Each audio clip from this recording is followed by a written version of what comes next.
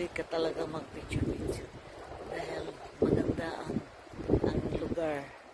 Hindi kami nagsisisi sa pinuntahan namin. Ang daming niyog, oh. Dami. Yan. Dito naman sa other side, yan. Parang lake nila. Yung tubig galing dagat. Tapos may bridge pa.